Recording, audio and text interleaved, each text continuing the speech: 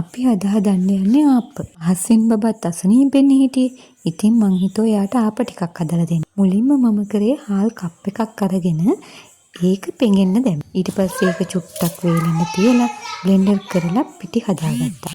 ඊට පස්සේ මං පිටි ටික වහන්න පුළුවන් වාචනයකට දාලා ඒකට ඊට් තේරෙන්දක් එකතු. ඒකටම සීනි ටිකකුත් එකතු කරලා වතුර වලින් මේ පිටි ටික හොඳට අනාගත්තා. ඊට පස්සේ පැය භාගයක් මම මේක පිපෙන්න තිබ්බා. මොකද අද මට වෙලාව මදි වුණා.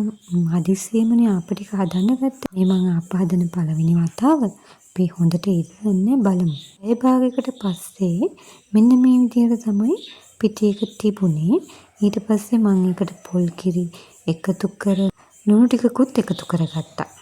ඊට පස්සේ ඒක පොල් කිරි දාලා හොඳට අනාගත්තා. අනාගෙන ඉවර වෙලා තමයි මම ආප්ප හදන්න ගත්තේ. ආප්ප ටික නම් හොඳට ආවා. ඉතින් බිත්තර ආප්පයි නෝමල් ආප්පයි දෙකම හදාගත්තා. ආප්ප මිශ්‍රණය ටිකක් මේ ප්‍රමාණයට තිබුණා නම් තමයි හොඳට ආවේ. එහෙම නැත්නම් ඒක ඝනකම වැඩි වෙනවා. මේ තියෙන මං හදාගත්ත බිත්තර ආප්පේ මම මිශ්‍රණයට බිත්තර නම් එකතු කළේ නැහැ.